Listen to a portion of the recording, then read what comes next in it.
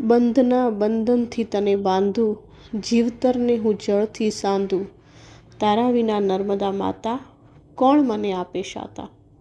તો અમે નીકળી પડ્યા છીએ સરદાર સરોવર ડેમ જોવા, કે જેની જીવાદોરી નર્મદા નદી છે. અહીં આવવા માટે અમને ત્યાં ચાલતી ઓટો રિક્ષા, કે જે ફક્ત મહિલાઓ ઓપરેટ કરે છે, એમાં બેસ્યા. ત્યાં ફક્ત વ્યૂ પોઈન્ટ જ જોવા મળે છે અને આગળ ટનલ અને ડેમ વચ્ચેની પરમિશન નથી હોતી.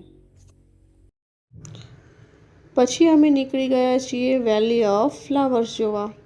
સરસ મજાના અલગ અલગ જાતના ફૂલોથી ભરપૂર ગાર્ડન. અહીંથી સ્ટેચ્યુનો વ્યૂ પોઈન્ટ એક્ઝેક્ટ દેખાય છે.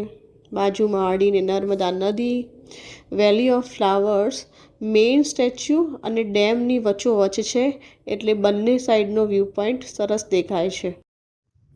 અને હવે ફાઇનલી અમે પહોંચી ગયા છીએ મેઇન સ્ટેચ્યુ જોવા.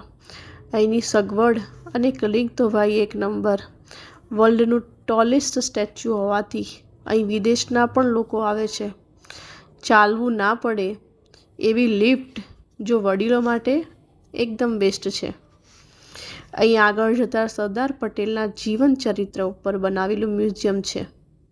નર્મદા નદી પર ડેમ બનાવવાનું સપનું સરદાર પટેલે જોયું હતું 1946માં.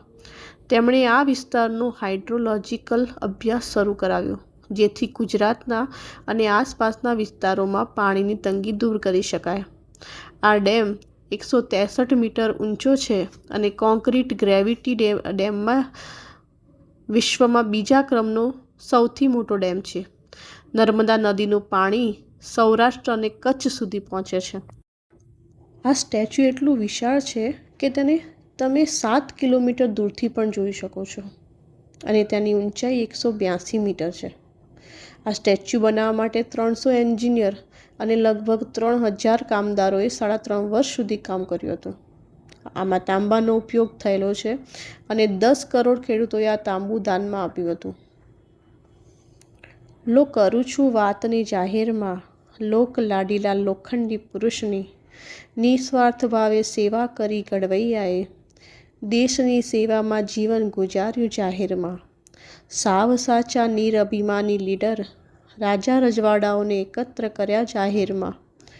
નીડર બનીને દેશ માટે તર્પણ કર્યું, ગુણ ગાતા કેમ થકાય જાહેરમાં.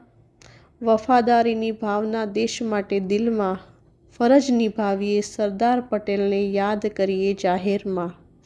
જય સરદાર, જય સરદાર.